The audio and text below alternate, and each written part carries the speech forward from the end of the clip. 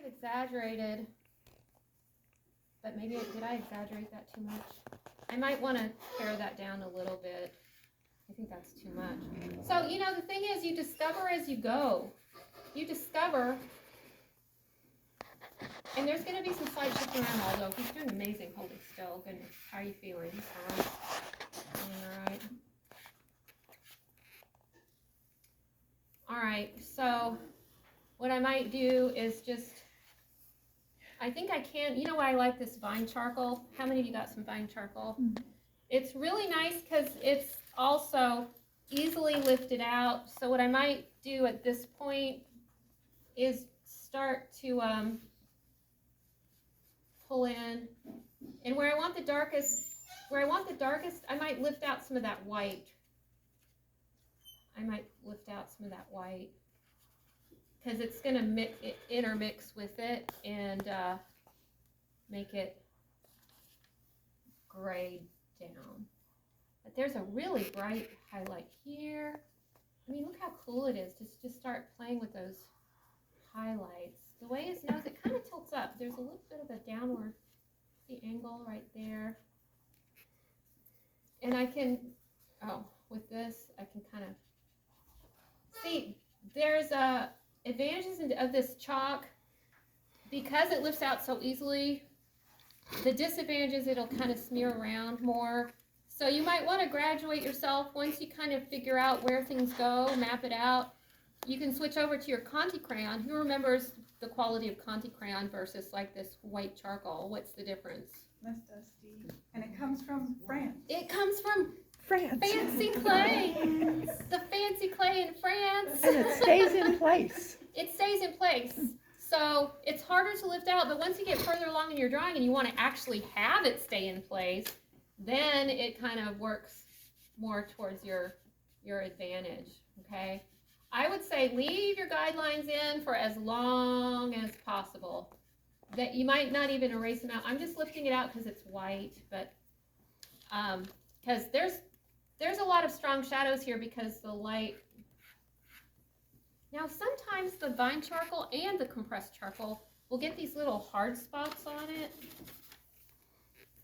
in which case just kind of do this or try the other side. And I'm going to start blocking in. You might think kind of plainer. What are these planes here? I'm making an ugly baby. I'm sorry, you guys. I always want to make a masterpiece when I do these demos, but It's starting to look like him, though. I don't know. Back here, it's looking like him. And you know, back there, I'm glad you said that, because you know what? Stand back from it, because when you stand back, you'll really see some things that you might not see when you're, you know, it's like the proverbial, you can't see the forest for the trees. Oh, you know what I'm discovering here, you guys? I don't have enough space right here. So don't ever think, you know, this is the kiss of death. It's too late to change it. How many times have you said that? It's too late to change it. Oh, well. Let's not get into that mindset. On the other hand, you can spin your wheels forever and ever, but this is worth changing. I need to give myself more space here for the philtrum, right, Dick? Philtrum. Philtrum. And I'm really looking at this shape of the lip. Because it's that 3/4 view, you guys. So it's not the same shape. Oh, and I'm looking at this. You know what? I didn't get that quite right. See, look how easy this lifts out too. I am measuring from the corner. Do I need to go from the corner here? Maybe I need to come down a little more. The corner here, this space here, this makes a shape, because we call them laugh lines sometimes. I like how you have just a slight, it's like the Mona Lisa smile. My mom, she loved to do portraits, and she always said, don't ever do a toothy smile. You can, but it's hard. She said, you'll get tired of looking at it. It'll make your face hurt. But see, he's got that This little works good on slight that stuff. upturn. Erases it. And so allow yourself to adjust. I'm going to pull down the chin a little bit more.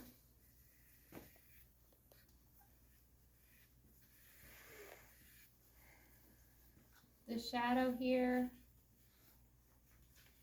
That's describing this plane. And then the highlight.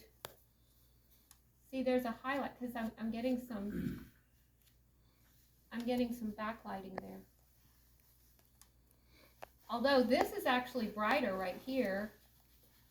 This little shape, I see a little triangular shape right here.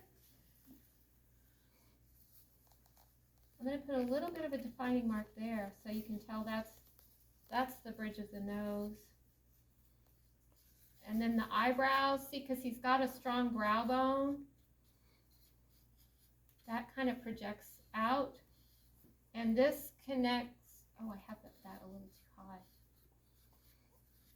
That connects here.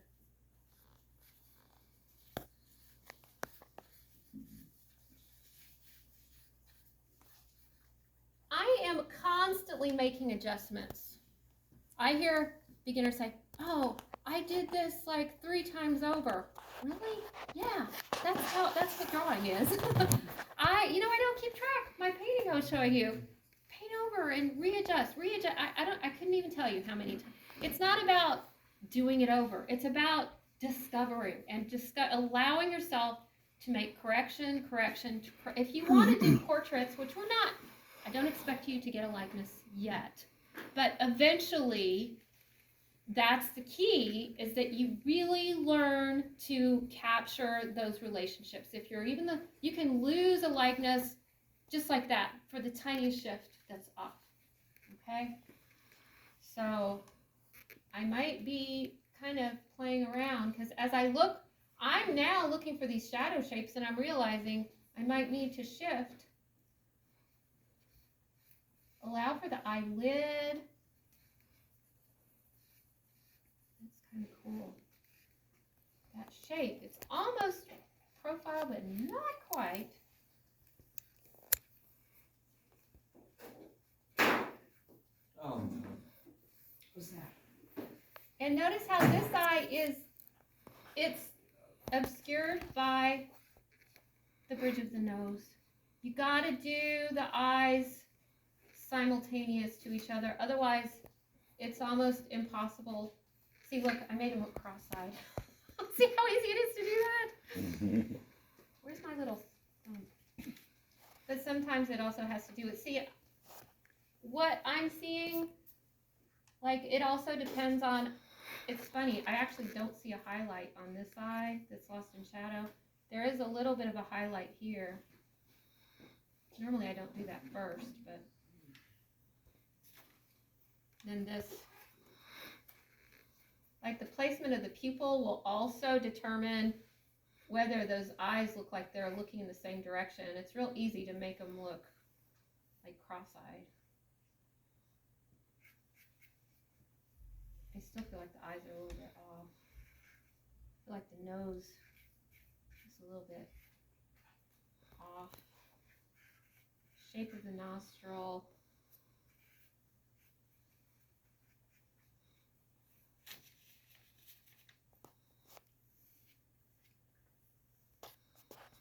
There's a highlight there.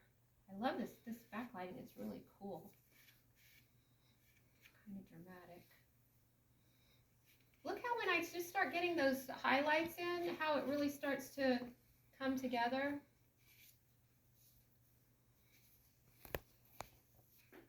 There's angles there to the head. It's not just, ooh. I think be sure not to cut off that cranial mass. What is the shape? The shape of the shadow.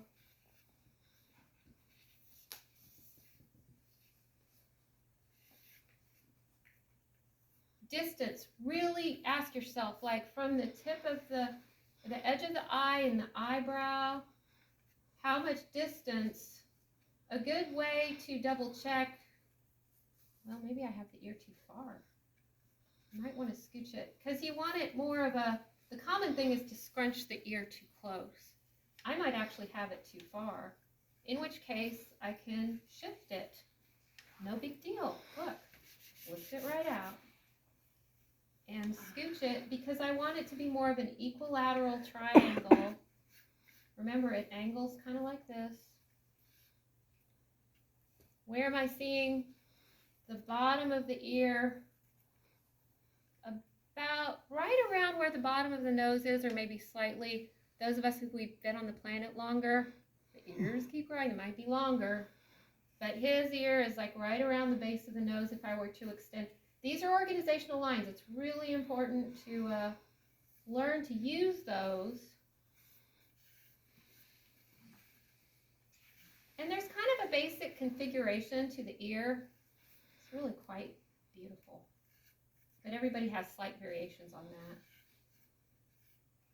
It kind of makes like a Y shape, which actually it's catching the light just a little bit. This kind of a Y shape here. There's a little bit of a highlight just right there. I might want, oh, you know what I haven't been doing? Sometimes if you wait too long to get the sepia in. Now, the sepia is almost the same. Oh, I skipped this step because I was using some chalk that I had already broken, but this is the thing. I know you've got your nice, shiny, brand new art materials. Oh. I know. You're not going to want to do it, and you're going to say, oh, I don't need to break it in half. Yes, you do. Just carry it around in your purse or your bag. It'll break. It'll naturally break over time. All of mine are broke now. They're perfect like Using this. it. Because if you're trying to use this whole thing, you can't control this side. A lot of times I want to make my mark. And that's the disadvantage of this pumpkin shape. But see, I can let it intermingle with this. I can let it intermingle with the white, but I might be at the stage now. I'm going to use my compressed charcoal. I would start with your fine charcoal, but once you want to start maybe laying in some darker darks, you might want to go ahead and move to your compressed. Okay. This is, you know, when it's brand new, it has sharp edges, so you might want to kind of wear down so that you can get this kind of nice. See, I'm doing a nice light touch, and this is what you can do on your charcoal paper that you won't be able to do on your smooth, like the cheap stuff, because it doesn't have the tooth. See how it's letting some of that tone of the paper come through? So once you kind of get things more in place, you can start laying in your darks. I'd go gradually though, because if you really, really put a lot of pressure and grind in those darks, they're there. Okay. Now, he might shift slightly. You're doing a great job, but it's actually kind of shifted slightly. I think your head is gradually drifting this way. That's okay. Just let your drawing kind of adjust, because what I'm seeing is less space. Now I'm seeing the back of the head come here. So I'm shifting that. And look how I can keep it kind of atmospheric, because I don't want to lock that in quite yet. I'm still exploring. But there is this whole area here is in shadow. This whole area is in shadow. My problem is sometimes, and this was the problem in my last demo, I'm too tentative. And that's also the kiss of death. Being too tentative. Are you guys getting bored? No. But see, once you start really getting those darks in, then boom, the darks and the lights, it starts to really look more dimensional.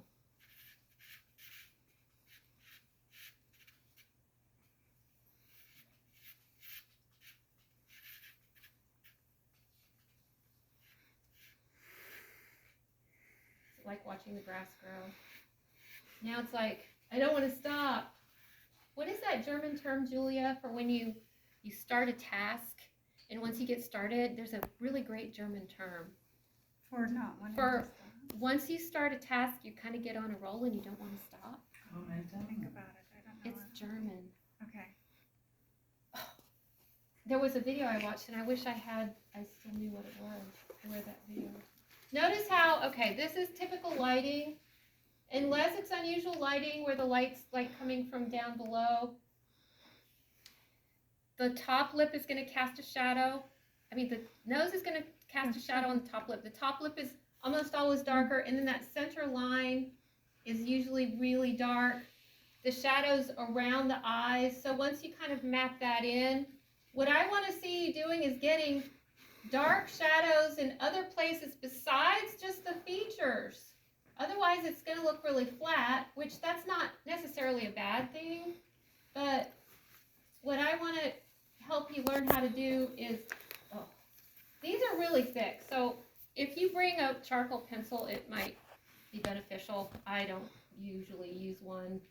And you're working with this really big thing. See, it might get a little. Thank you for reminding me that I had those. Yeah, I know some of I you forgot I have. had those things.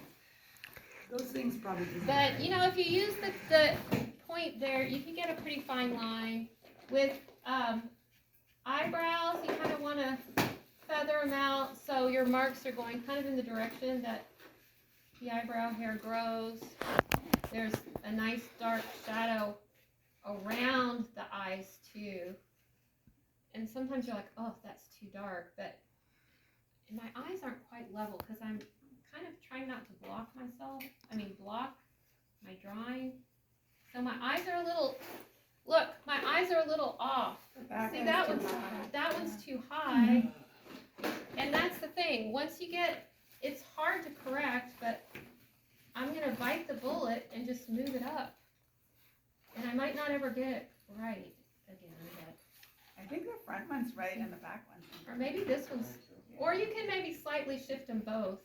But see, once you start getting that, you can lift it out to a certain extent. But yeah, it's really hard. That's why you want to do them both at the same time.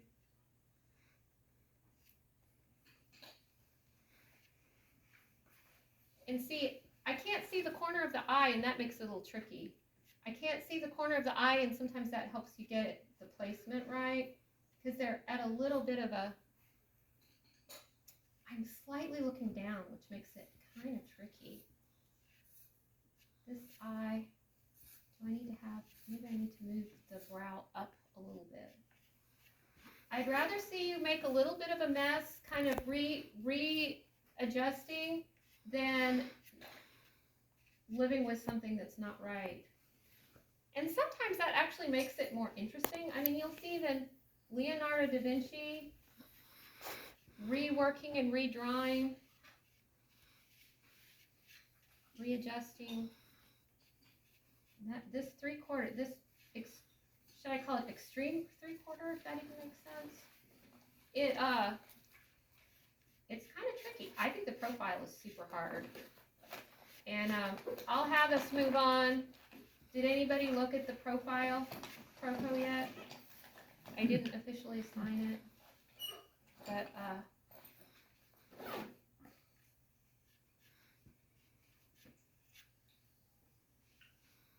it's not horrible. Keep telling yourself that. It's not horrible. Try doing it with everybody staring at you. Just keep drawing. While talking. Just keep drawing. And just give yourself a pep talk. I'm giving myself a pep talk right now because I think it sucks. Keep going. That's why is that more? The other thing too is we can't always blame it on the model. If you're shifting yourself around, if you're even slightly like moving around like this, it's gonna change what you're seeing. Okay? So don't always blame it on the model. And it's just natural. You guys try modeling. It's hard, isn't it? How are you doing? Holding up. Holding up. See, I'm the type person, I just want to keep going. And I know you guys are bored.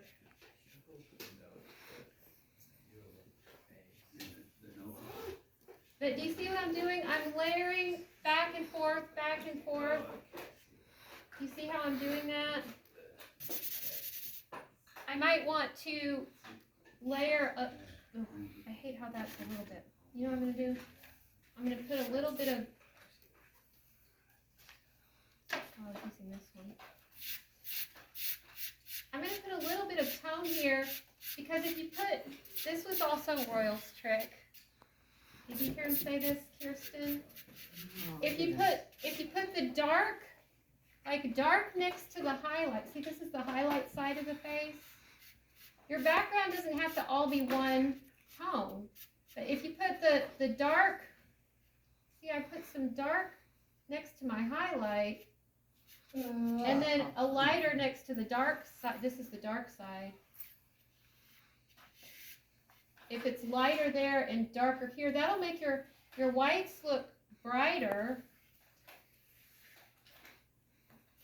And your darks look darker. Because your, see, I kind of lost my highlight. There's a really bright highlight there. Your values interact with you, and so do your colors. What do we say in painting class? We do color theory. Your colors have bias, just like your opinions. But they also interact with each other. Colors interact with each other. Oh, See, I'm seeing this little side of the face, and seeing the lips wrap around like so. Anyway. You guys are getting bored, huh? I want to keep drawing, but I guess I just don't want to stop. But anyway, I could take this a lot longer. I guess we're almost out of time anyway. But does that help? Yeah. Does. Yes. It's just like feeling it out, reading, starting light. But at a certain point, you do want to get your darks and your lights in. Okay? Are we doing this tomorrow? We are going to do this tomorrow and Thursday, okay? And then I thought next week we could do the lift out like we did with the big heads. Oh, You know, yeah, we did the big heads, okay? So you will be using, get some compressed charcoal. We'll be using it next week too. We'll be using the white and this color, the sepia, this week.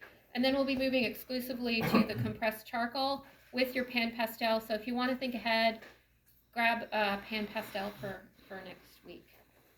Okie dokie. And the